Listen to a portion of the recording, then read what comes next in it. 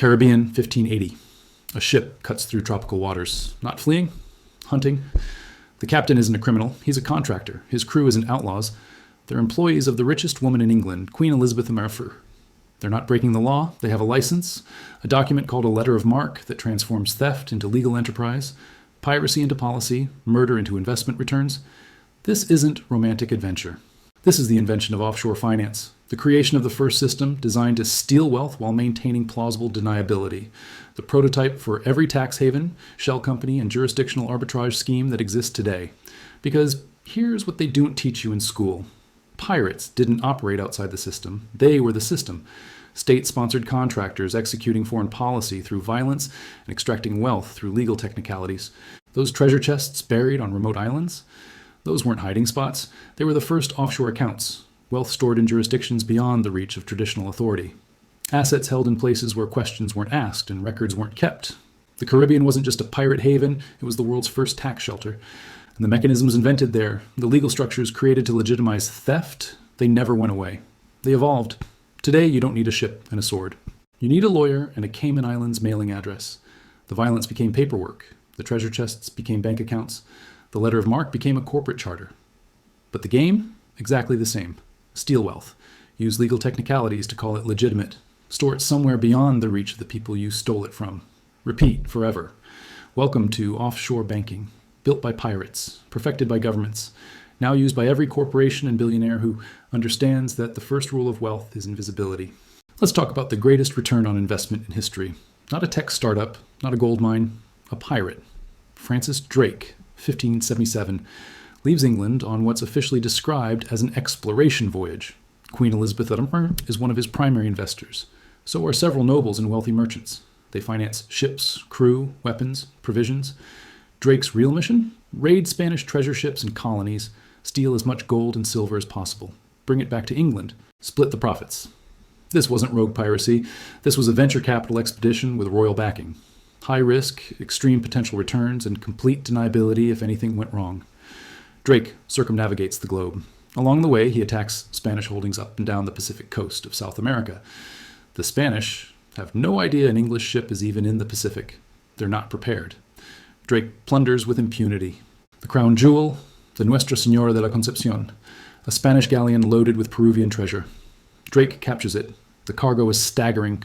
26 tons of silver, 80 pounds of gold, 13 chests of silver coins. Jewels. More wealth than most English nobles would see in a lifetime. Drake returns to England in 1580. The voyage cost approximately £5,000 to finance. He brought back £600,000 in captured treasure. Do the math. That's a 12,000% gross return. After the Crown took its share and expenses were deducted, investors still cleared approximately 4,700% profit. 4,700% in 3 years from state-sponsored theft. Queen Elizabeth's share alone cleared her national debt. England went from bankrupt to solvent because of pirate gold. The entire English economy received an injection of Spanish silver stolen through violence and redistributed as investment returns. Elizabeth knighted Drake on the deck of his ship, Sir Francis Drake, honored by the Crown for services rendered. Those services being robbery, assault, and what would be called armed piracy, except he had official permission. Spain demanded Drake's execution and the return of stolen property. Elizabeth refused. She just solved her fiscal crisis with pirate profits. Why would she give that up? This is the model, the template that's been running for 400 years. State involvement in profitable crime, shielded by legal technicalities, justified by national interest. The government privatized the risk. If Drake failed or got captured, that was his problem. But they socialized the reward. When he succeeded, the Crown took its cut, investors got rich, and the economy benefited from stolen wealth. This wasn't an anomaly. This was policy. England built maritime supremacy on pirate gold, funded expansion through legalized theft, created the foundation of empire through violence wrapped in legal permission. And they called it enterprise. Now let's talk about that legal permission, the document that made all this possible, the Letter of Marque. On the surface, it's simple. A government issues a license to a private ship captain. That license authorizes attacks on enemy vessels. Technically, it's a wartime measure. Practically, it's a blank check for theft with state protection. But look deeper at what this document actually does. It creates legal separation between the crime and the authority. The government didn't attack Spanish ships. Private contractors did. If Spain complains, England can claim these were independent actors operating under limited wartime authority. Plausible deniability. The ship captain operates in a legal gray zone, not quite navy, not quite merchant, not quite pirate. Depending on perspective, he's all three simultaneously. The letter of marque transforms his status based on who's asking. To England, he's a patriotic privateer serving national interests. To Spain, he's a criminal pirate deserving execution. To himself, he's a businessman with government backing pursuing profit. This document is history's first shell company. It creates a legal entity, the privateer, that exists to shield the actual beneficiaries from responsibility while allowing them to collect profits. Sound familiar? That's exactly what modern shell companies do. They create legal entities that exist only on paper. They have no employees, no operations, no real activity.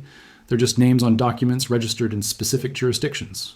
Those entities shield the real owners, allow them to move money, avoid taxes, hide assets, all while maintaining legal cover. If anything goes wrong, the shell company takes the fall. The actual beneficiaries claim ignorance or distance. A letter of marque and a Cayman Islands corporate charter serve identical functions. Both create legal facades that transform questionable activity into technically legitimate enterprise. Both rely on jurisdictional gaps where authority is unclear or unenforced. Both exist primarily to benefit people who want profit without accountability.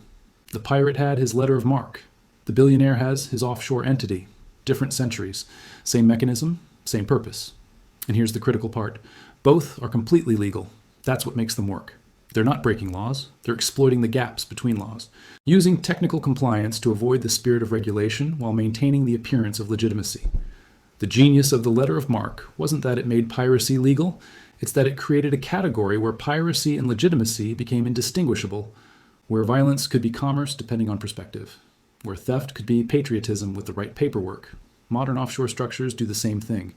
They create categories where tax evasion and tax optimization become indistinguishable, where hiding money and privacy protection mean the same thing, where wealth extraction and business efficiency are different words for identical actions. The tactics evolved, the documents got more complex, but the fundamental strategy remained unchanged. Use legal technicalities to legitimize activity that would otherwise be criminal, while maintaining enough distance that accountability never reaches the actual beneficiaries. Fast forward 400 years, the ships are gone, the swords are gone, but the system, thriving.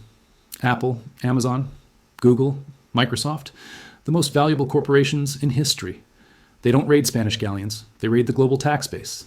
And they do it using the exact same jurisdictional arbitrage strategy that pirates pioneered. Here's how it works today. A corporation generates profits in high-tax countries where they have actual operations and customers, but they don't want to pay taxes in those countries. So they move the profits.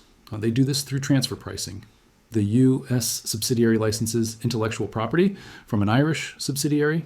That Irish subsidiary is owned by a Dutch holding company. That Dutch company is registered in Bermuda for tax purposes. The profits flow through this chain, getting taxed minimally or not at all, ending up in a jurisdiction with near zero corporate tax rates. The actual activity, the work, the customers, the revenue generation all happens in high-tax countries. But the profits, on paper, all happen in tax havens. Countries where the company has maybe a small office, a mailbox, and a corporate registration. No real operations, just legal presence. This is treasure chest thinking.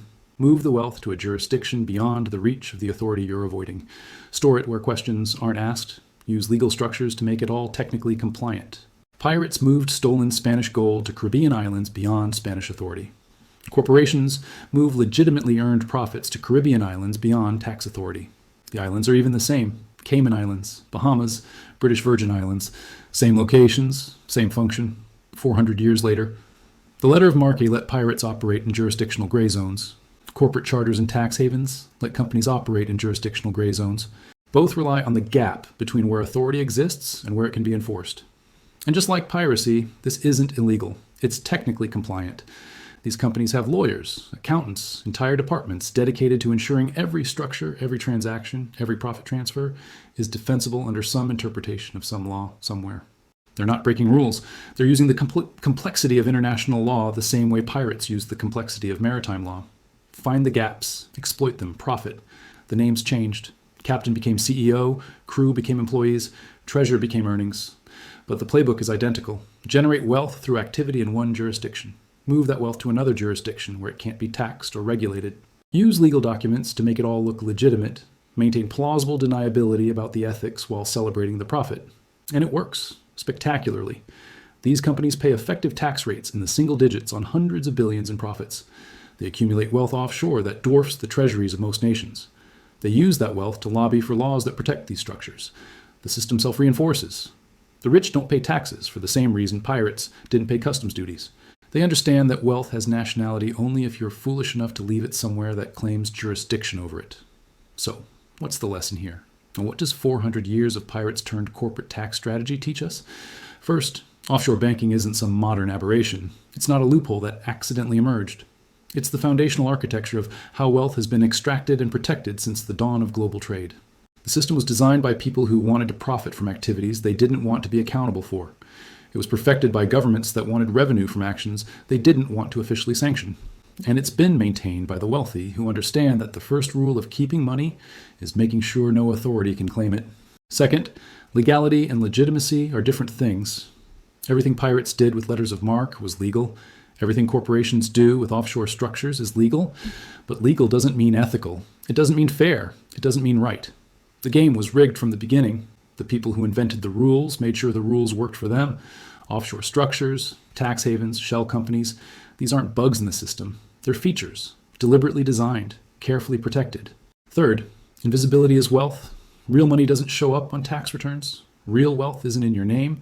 The people at the top understand that the moment wealth becomes visible, it becomes vulnerable to taxation, regulation, or seizure. So they keep it invisible. Offshore, behind legal structures, in jurisdictions that don't share information, under names that aren't theirs. The treasure chest got replaced by the offshore account, but the principle stayed the same. Hide what you have from the people who might claim it. Fourth, the system protects itself. When governments tried to crack down on privateering, what happened? The wealthy and powerful who profited from it lobbied to keep it legal. When governments try to crack down on offshore tax avoidance, what happens?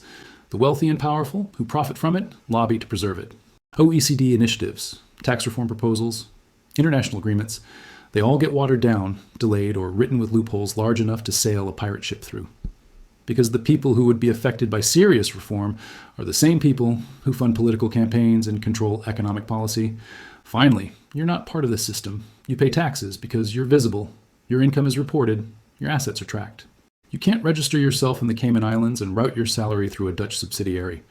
You don't have the legal infrastructure or the capital to make it worth the cost. The offshore world isn't for you. It's for people with enough wealth to justify the complexity and enough power to ensure the system stays legal. You're not a pirate. You're not an investor in privateering ventures. You're the Spanish peasant whose silver got stolen and whose government couldn't get it back. This is the uncomfortable truth. The global financial system has two tiers. One tier for people who understand jurisdictional arbitrage, who can afford lawyers who specialize in international tax structures, who have enough wealth to make invisibility profitable. And another tier for everyone else, who pays full taxes, who keeps money in visible accounts, who operates entirely within the system that the first tier designed to extract from. Pirates proved you can build empires on stolen wealth if you have the right paperwork. Governments proved you can fund yourself through violence if you create legal categories that make it legitimate. Corporations proved you can avoid taxes forever if you're sophisticated enough to play jurisdictional arbitrage. The ships became corporations. The Letters of Marque became legal opinions. The Caribbean islands became tax havens. But nothing fundamental changed. The people at the top are still stealing. Still hiding wealth in jurisdictions beyond normal authority. Still using legal technicalities to call it something other than what it is. Still getting knighted, celebrated, honored for doing it. This is Dark Money Historian. We follow the money from treasure chests to offshore accounts so you can see how the same game keeps winning. Now I want to hear from you. Is the offshore system a broken loophole that needs fixing? Or is it a deliberate design that's working exactly as intended? Are the people using it smart players? Or are they thieves with better lawyers? Drop your answer in the comments, loophole or design.